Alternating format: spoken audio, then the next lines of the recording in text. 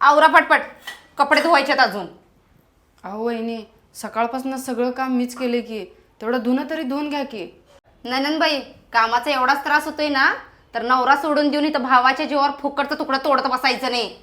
आपली सोय आहे की नाही, आपण बघायची बाहेर कुठं बी. ए काय झालं ग, का गोंधळ करायलेस? आत्ता का बाई, मी कशाला गोंधळ करू? गोंधळ तर तुमची लाडकी बहीण करायला लागल्या. सकाळपासून सगळं काम मी एकटीने केलंय. जरा भांडी घासा म्हटलं तर लगेच तान तान तान तान तान तान चालू केलं. अगं दीदी, घरात कामं तर किती असतात ग. थोडी तू कर, थोडी ती करत्या. तिला एकटीला तेवढी कामं होत नाहीत ग. आई वडील असेपर्यंतच मुलीला माहेरी किंमत असते, नाहीतर कोणी कुणाचं नसतं.